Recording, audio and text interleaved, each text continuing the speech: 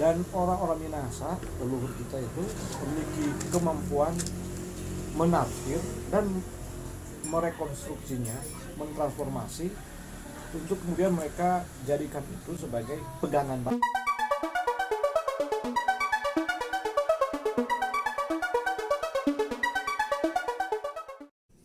Salam kasih dan persahabatan.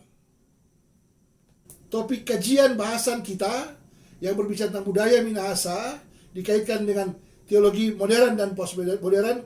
Silakan, mungkin ada tanggapan dari Pak Dery, dosen kita, bicara tentang budaya, teologi di era modern dan postmodern. Apa kritik kita terhadap semuanya itu?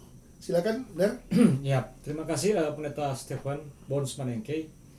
Jadi di channel Pendeta Stephen ada satu diskusi dengan Pendeta Dr. Filsafat Lawrence H. Paat mengenai teologi modern yang juga dikaitkan dengan teologi postmodern dalam konteks Minahasa. Di Minahasa ini kalau kita menelusuri secara seksama sejarah kehadiran kekristenan, kita akan mendapati bahwa warisan teologi di Minahasa ini sebenarnya teologi modern yang diperkenalkan oleh para sendeling dari Rotterdam, Belanda, yang diutus oleh Nederland Sendeling Genootschap, sebuah badan misi, lembaga misi yang independen sebenarnya dari gereja maupun negara. Kenapa disebut independen? Karena salah satu gereja di sana, Hervormd, gereja Protestan, itu tidak melakukan misi keluar sampai tahun-tahun tertentu. Sehingga kemudian muncul sekelompok orang Kristen yang merasa bahwa perlu ada sebuah penginjilan atau pekabaran Injil keluar. Dan NZG itu berdiri akhir abad 18. Jadi hampir bersamaan dengan bangkrutnya VOC.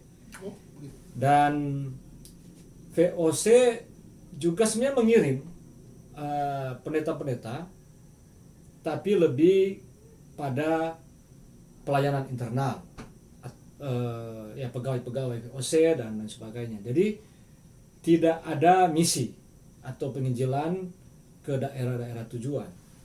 Demikian juga dengan gereja yang cukup dominan di Belanda waktu itu. Maka berdirilah NZG ini. Tapi ketika NZG mengirim pertama sendelingnya, yaitu Joseph Camp, tidak melalui NZG sebenarnya, tapi melalui badan misi Inggris. Itu sekitar 1816 kalau tidak salah. Sebab dia datang ke Minahasa ini 1817. Tapi yang kita sebut dengan teologi modern itu adalah terkait dengan paham atau pemikiran yang berkembang di badan misi ini, NZG. Dan itu berkaitan dengan perkembangan kekristenan di Belanda sebenarnya. Bahwa di sana ada kelompok tradisional, kelompok ortodoks yang berpikiran bahwa kekristenan yang sebenarnya itu adalah model kekristenan abad 16-17. Dan di Minahasa kita tahu kan bahwa kekristenan terutama Katolik sudah diperkenalkan sejak abad 16, abad 17 itu oleh Portugis atau Spanyol. Tapi kita bicara kehadiran gereja Protestan di Minahasa. Muncul kelompok yang kemudian merasa tidak puas lagi dengan pemikiran, paham dari kelompok-kelompok tradisional ini. Nah, kenapa begitu? Karena bersamaan dengan itu, abad 17, 18, juga 19, di Eropa, termasuk juga Belanda itu Jerman, muncul apa yang disebut dengan pemikiran-pemikiran modern yang mempengaruhi gereja. Dia mempengaruhi dalam dua hal. Bahwa kemudian mulai muncul kelompok yang ingin memproteksi kekristenan dari pengaruh modern, tapi muncul kelompok yang ingin berdialog, membuka diri dengan modernisasi, dengan paham-paham modernisme itu. Nah, di NZG sendiri pemimpin-pemimpinnya itu pada satu masa terutama sejak 1830-an orang-orang yang membuka diri terhadap modernisasi.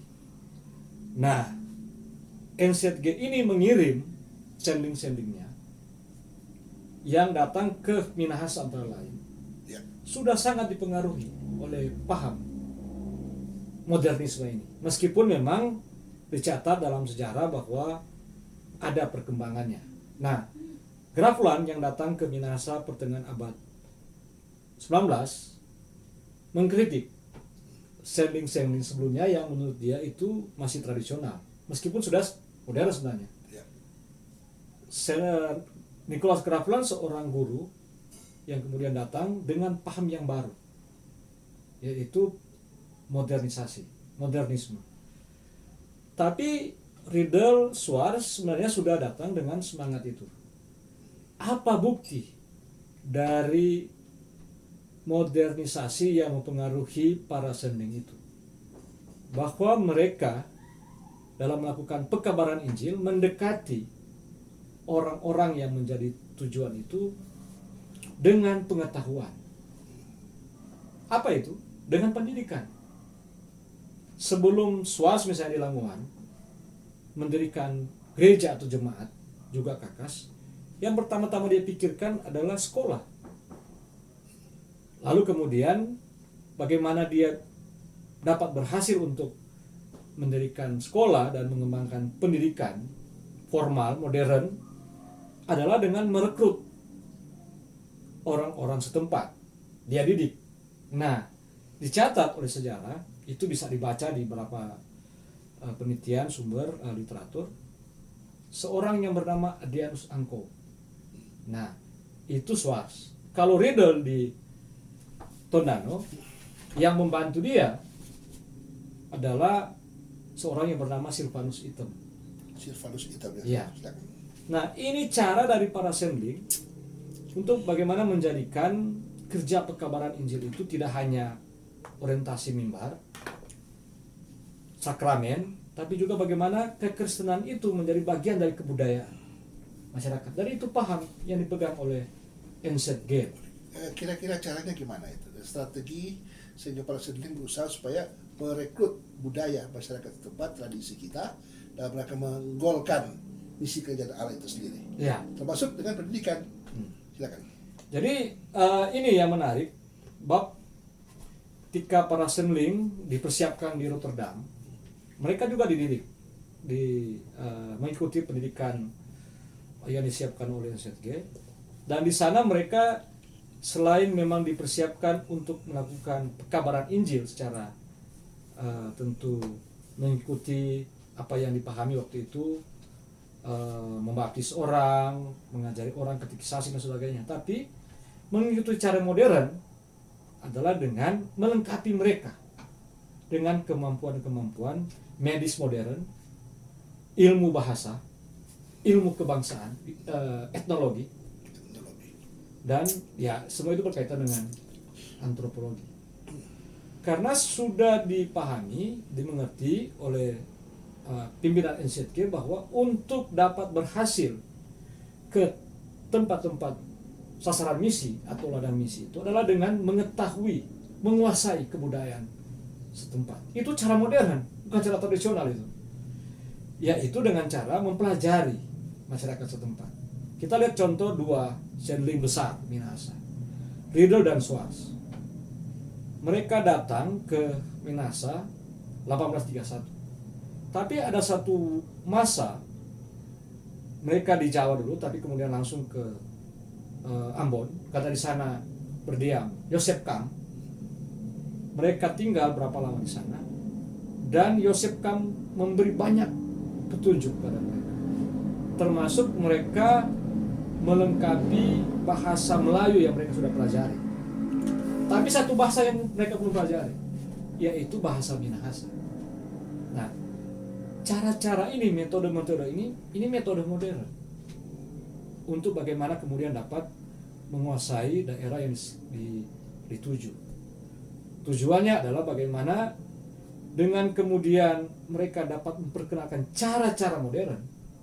Maka dengan demikian mereka berharap bahwa orang-orang yang mereka tuju itu dapat menerima kekristenan. Itu disebut dengan konversi sebenarnya. Konversi ya. Iya. Jadi boleh ada kejelasan tentang konversi yang katakanlah sudah dikaji, yang dikatakan di dalam pandangan kita tentang apa yang sudah dirumus-rumuskan dalam hal itu. Silakan. Iya, memang pandangan waktu itu tentang apa yang disebut pekabaran Injil adalah seperti yang kita baca di kitab Matius 28 itu, pergilah dan jadikanlah bangsa-bangsa murid. Semua bangsa murid. Dan ada satu buku pegangan yang dikeluarkan oleh NZG di tahun 1870-an yang memang di situ menuliskan bahwa selain mereka atau para utusan Cendelik ini pergi ke tempat-tempat itu untuk melakukan kerja-kerja penginjilan, tapi dipahami oleh NZG bahwa yang disebut dengan pekabaran Injil itu adalah memberitakan karya selamat Yesus Kristus yang di dalamnya dalam bentuk pendidikan, kesehatan. Lalu kemudian berkaitan dengan itu adalah literasi, pengetahuan.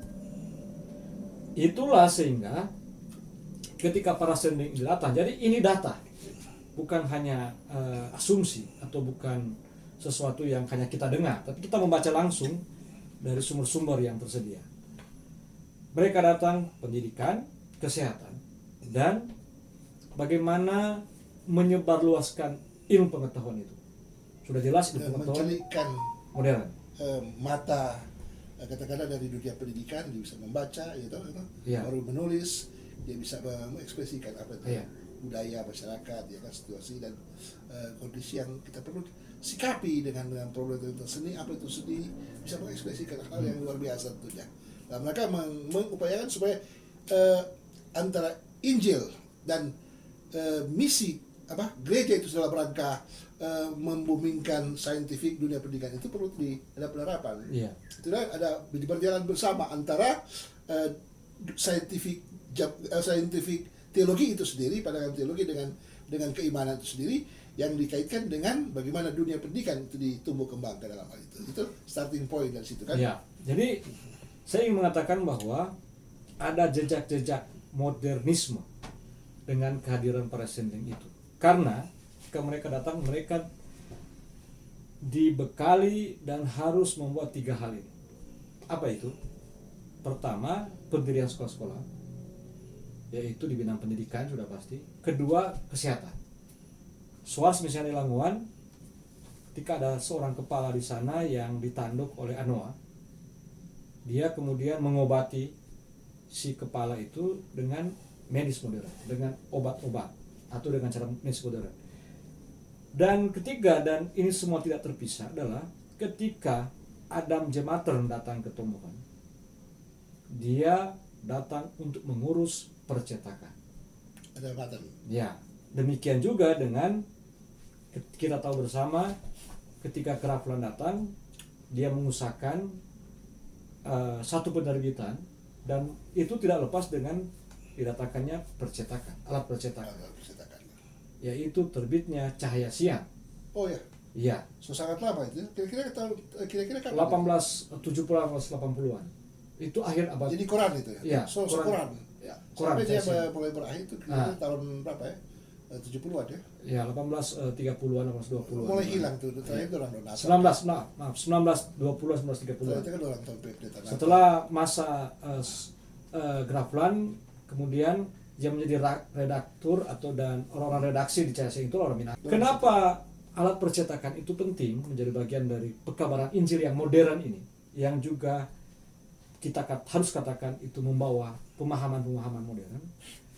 Karena di abad 14 seorang yang bernama Johannes Gutenberg menemukan mesin cetak, dan itu terjadi sebelum reformasi Luther abad 16. Sangat lama ya. Dan boleh dikatakan bahwa penemuan mesin cetak oleh Johannes Gutenberg menemukan membuka pintu pembaruan, reformasi penting. Dan itulah sehingga kemudian kita katakan bahwa para sendling yang datang ke Minahasa, katakanlah sejak 1831 Riedel Swartz itu dan seterusnya, KT Herman, Ulvers, ya Grafland dan sebagainya sampai masa Lowery itu memang membawa paham modern.